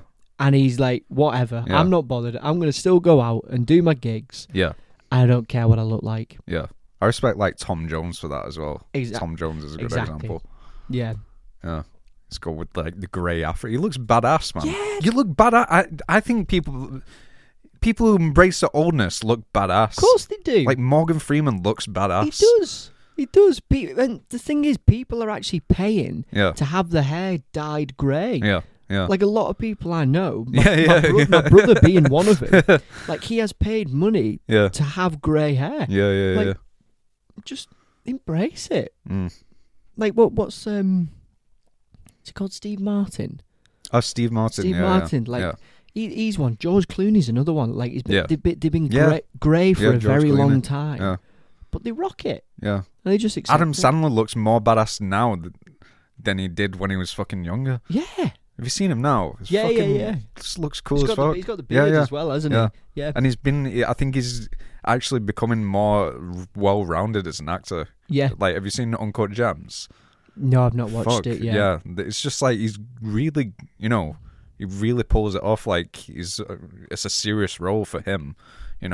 I've heard he's brilliant. Yeah, in it. he's fucking great. But I think it's come with his age as well. Like I don't think he could have done that role when he was younger, just because of the way not the way he looked, but like the way he wanted to like portray himself, or the way he was portrayed. But now I think he's got like a second wind because he is becoming older. Yeah, it's given him like a second section of his life where I think he can do these more serious roles, just because it looks right. Yeah, if you definitely. Get what I mean? No, I can't explain it, but Bryan Cranston's another one, isn't he? Yeah, Bryan Cranston. Yeah, he was in fucking that Malcolm in the Middle. Yeah, until he was like, God knows, like 40, something like that, and then Breaking Bad came along. Yeah, and then he's done fucking done that, and they're like, everyone wanted him to play. What's the Superman baddie called with the bald head? I'm not too sure. I'm not very familiar with Superman. I can't remember. Lex Luthor. Oh right, okay. They were like on about him playing like the villain in quite a few things, being this bold because they'd seen him in Breaking Bad. Yeah. And it's like, oh, he's got this look about him. Yeah. He was in this show Sneaky Pete that I've been watching as well. Right. Okay. Brilliant. Like, Sneaky Pete. Is that? Yeah, I think I've seen it advertised. It's really good. It's on Amazon. Is that Phoebe's brother? Him, from Friends. Yeah. What's his name? That actor? Because he's a good actor. I like him. I've always liked him. Giovanni something. Right. Okay. Yeah. He's got like an Italian. Yeah. Sounding name. Yeah.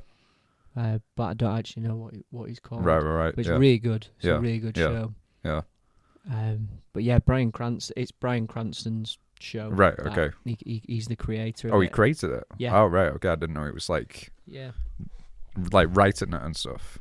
It says on the credits that he created it and is an executive producer. Oh, right. Okay. Right. So okay. He's heavily involved in it anyway. Yeah. But he's really good in that. Yeah. Like playing this like mafia kind of guy. Right. Yeah. It's cool. Yeah, I can see that. It's really cool. But he's another one. Like after Malcolm in the Middle, like you'd never think, oh yeah, that guy could play a drug lord. It was one of them shows that I never really. What when you just watch an odd episode or something? Yeah, literally. Yeah. Like because it was one of them that was like The Simpsons. Yeah. Like it was just on all the time, yeah. And it was usually on after The Simpsons. I think Malcolm in the Middle. Right. Okay. Yeah. On whatever channel it was. Yeah. And he just used to. Oh yeah, I might watch it. I always thought it was a bit weird, me.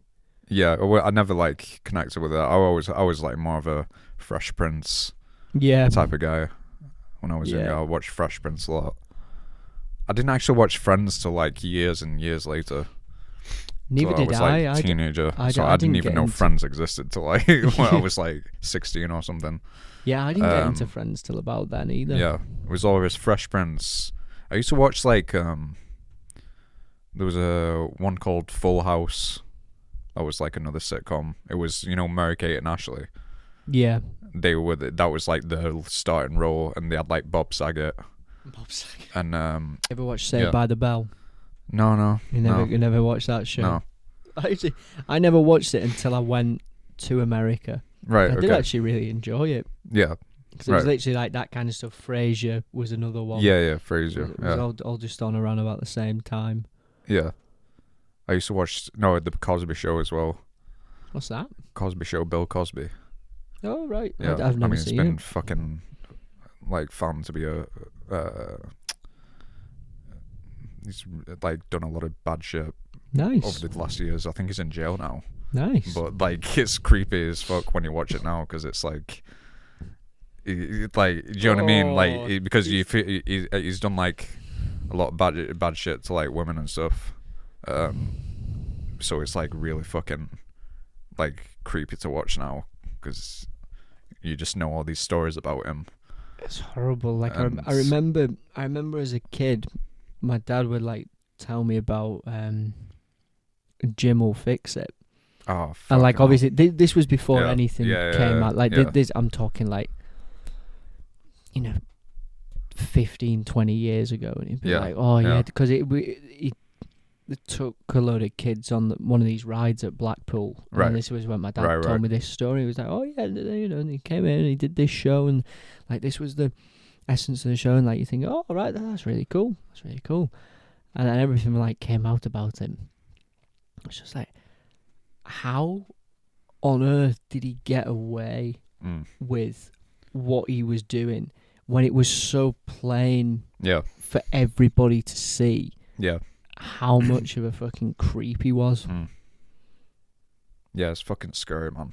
Like, have you seen the Louis Theroux documentary? Yeah. Where he goes where back he follows and him before like anything like was found out. Yeah. And then he did that follow-up one as well, Yeah. where he was like, I was wrong completely. Yeah. Yeah, It's- but it was it's there so was a interesting. massive cover up there. And there's so many other people involved that have yet to be found out, I think. But I think you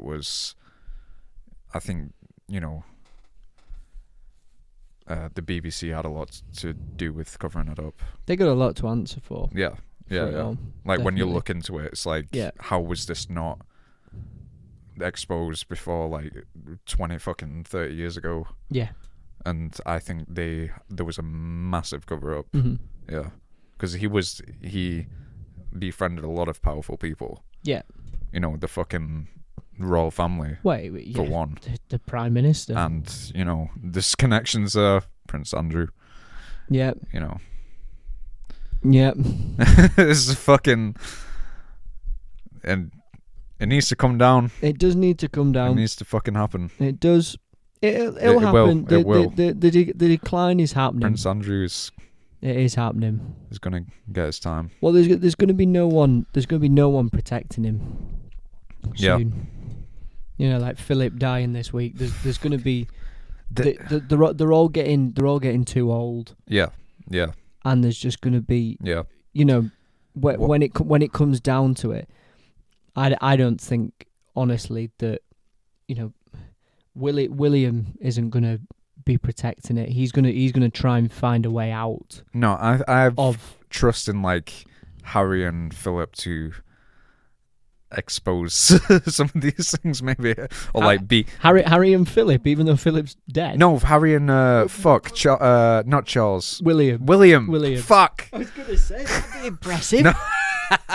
No, rest in peace of Philip, by the way. I mean, it's just... he said a lot of bad shit over the years, but, you know, a man died, we're not here to you know. Criticize anyone, what was I going to say? Yeah. I think they will be instrument. I think they'll try and let people know, like, the secrets and stuff. Yeah. Because at the end of the day, it's not going to expose them. No, exactly. Yeah. Because they haven't done anything wrong. Yeah. Yeah. It'll come down. It'll end up being like Monaco. So, you know, like there's a prince of Monaco. Right, I don't know the story now. No, and he like still very much alive now. Right. But he goes to work and does all this stuff. Yeah, he does live in the palace, but it's just because he comes from royal blood. He's just in that bloodline, but he's very much a civilian, and they go out and they do all these working things, and it's not this massive establishment that is in charge of a country. Right. So like there's not all these secrets and everything. So I think we'll see, you know, William, Kate and Harry, Meghan, like all these people will just be more normal, and like we'll be doing like more normal things. And it's not just going to be. It's not going to be this big secret that's been hidden behind closed doors for years, and you know, all this speculation in the media. It's like if they do something, like it's usually, I think anyway, like in the next, after Charles dies, I think then will come a point where they're just like, oh yeah, that actually is what they're doing. That is what we're doing. And they're not coming back and going, well, no, that's a lie. Yeah. Or there's no real cover-up. Do you get what I mean? Like, there's no real cover-ups going on anymore. Yeah. There's no institution like to protect the monarchy institution or whatever. Yeah. Do you know what I mean? Because the monarchy is still going to be there, whether it's like fucking, like, do you know what I mean? I mean, who knows, like, what's going to happen, but, you know. I think there'll be a there's still going to be that family line. Yeah, I think there'll be a change made where it's like you don't have to Like there's not going to be a king of the country. There's not going to be any of this. It's just this is what our family line is. Yeah. But we're not going to keep up. Yeah.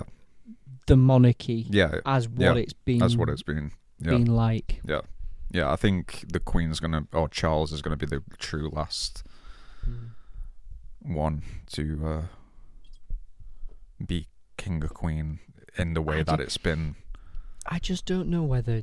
I don't even know if Charles would want to do it. I think he will. I think he's waited probably so long to do it. Do you know what I mean? I mean, he might. He might do, but no one likes him. No. So it's like, what's the point? Yeah, Why would he? Yeah. If I was him, I'd be like, right, I just want to get out the limelight and fuck off to wherever you want to live out the rest of your days with your wife. Like, just what's the point? You haven't got anything to prove. No. But you never you don't know what goes through these fucking people's minds. True. He could be completely power tripped. Yeah. I don't know. I don't know. I mean, I guess he doesn't strike me as that kind of guy, but at the same time, I think he's a bit of a flannel that never really wanted. If the crown is correct, which apparently it is, pretty accurate. Right. Like he never wanted it. Oh right. Okay. See, I've not watched the Crown, so he never really wanted that. Right. That life. Right. Okay. You know, he was never allowed to be. Well, he is obviously now, but he was never allowed to be with the person he wanted to be with. Yeah. Sure. And had to go through a whole debacle. Yeah. Because of the establishment. Yeah. And then obviously Diana died in the process, which is tragic. Yeah. And then he ended up being with the person who he wanted to be with all along. But yeah, there was several meetings between him and the kings. So the king who died before Elizabeth came in, right? He was meant to pass on the throne to his brother, right? Okay. But his brother didn't want to be king. Right, I see. He wanted to. He moved to France. Okay. And just lived there with his wife because it was his wife that was the problem. Right. Okay. Because she wasn't acceptable. Yeah. Whatever at that time. Yeah. Which is why Elizabeth ended up becoming queen. Right. Okay. And then Charles always wanted to be like his uncle that moved to France. Now we've done this before. Yeah, I know. We've talked about this before. It's I was gonna bring up an interesting point. I found out the other day. This is kind of like still royal shit, but it's more like conspiracy. Play the thing. Have you got it? Okay. Prince Charles is related to Dracula.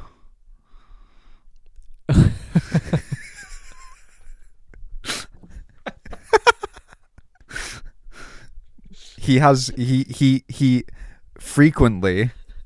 This is what I heard. That, by the way, I don't actually believe this. This is just a theory that I heard the other day. He frequents a castle in Romania that he has residency in, which was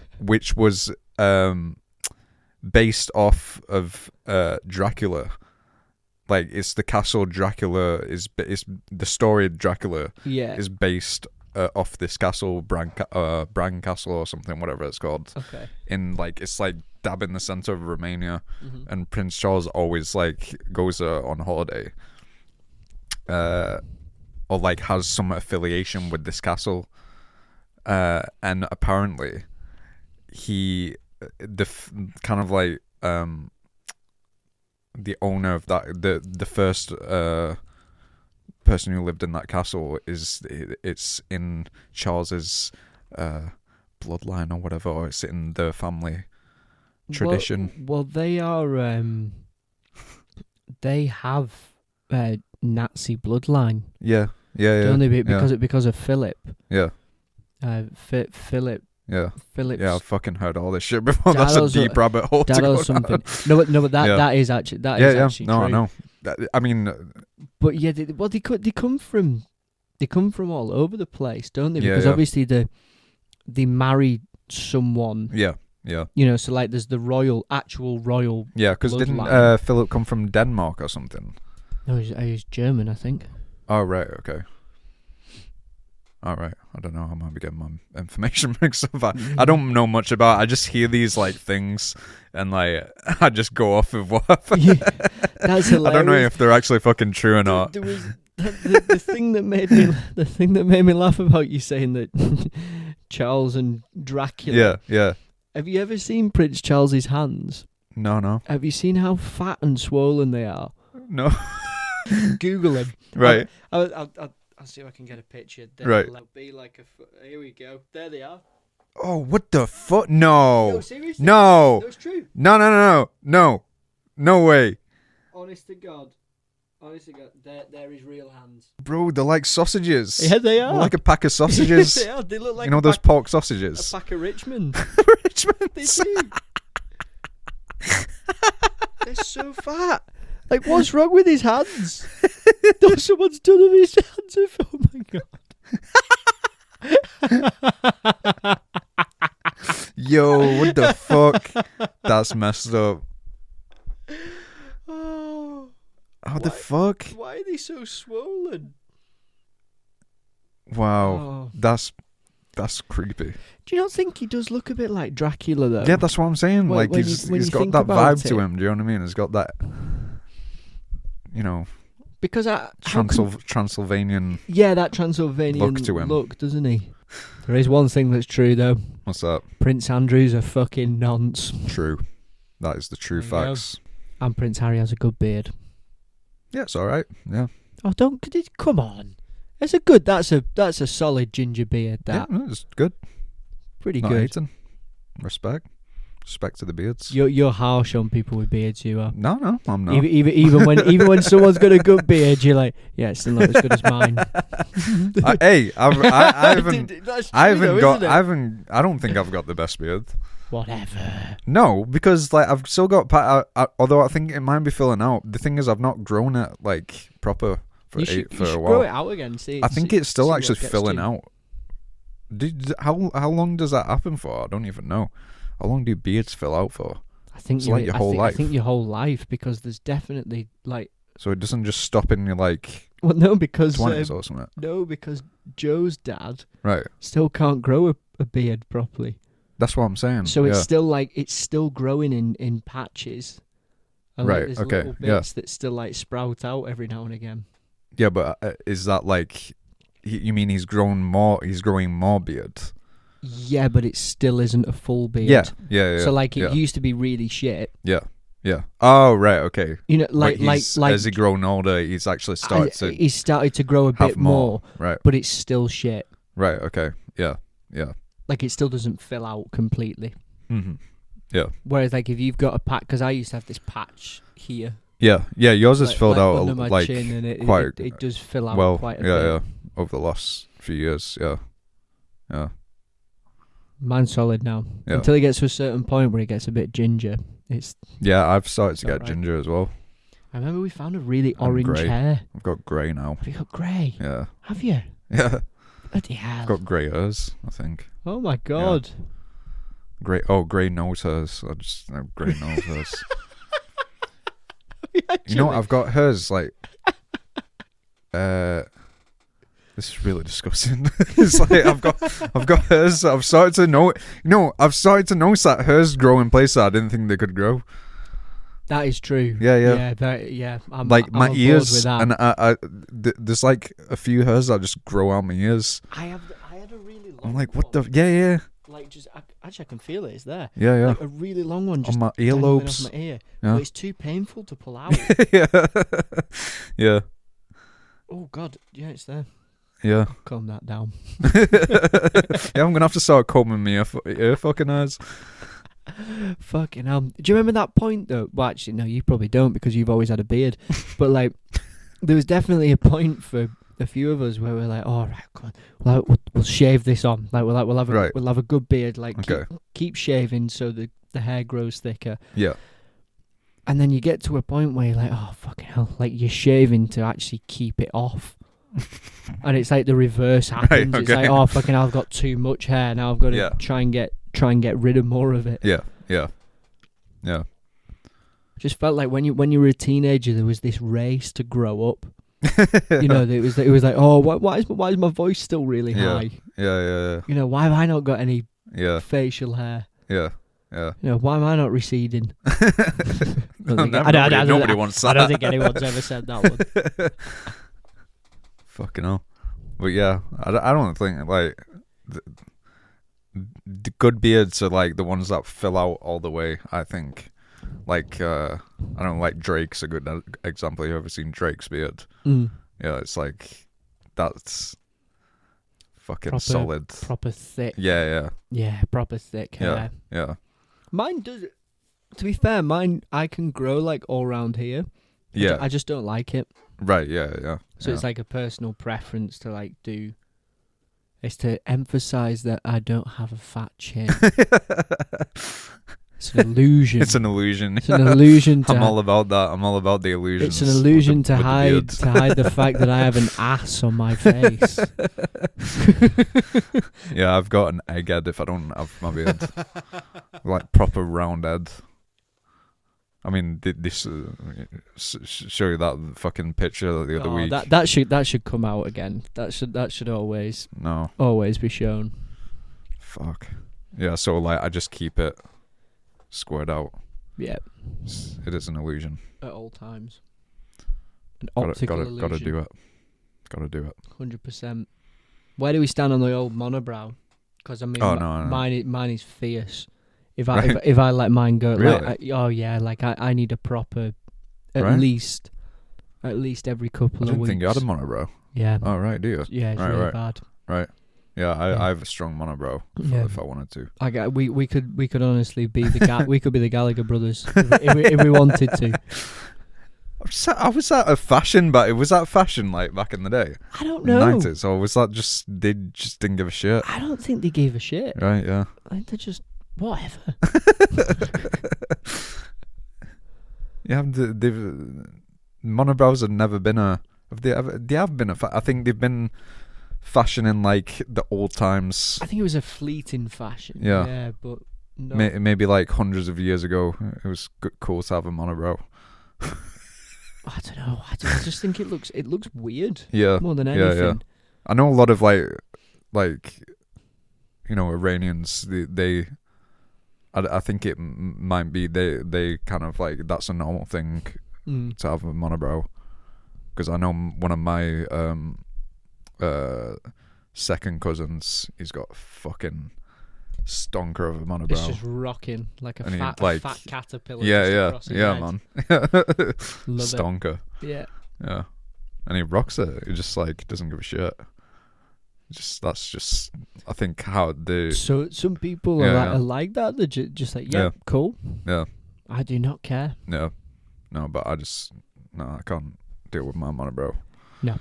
I'm plucking that shit every week. It doesn't grow proper either for me, so it's not like a block solid Right, okay. thing. Right.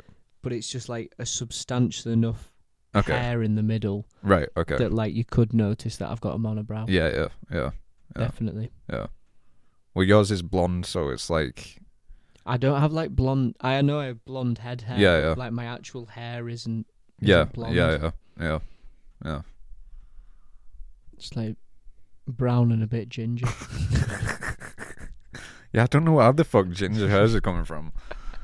I'm just like fucking. Do you remember when we found that really orange one? I think it was in your head. It was when you still had that Yeah, afro in sixth form. Yeah. Yeah, I just had random ginger hairs. But it was like It's proper like the most fucking fire orange. Yeah. It's like so unexpected because like I'm really not ginger. just at one point it just started to happen. I was like, fuck.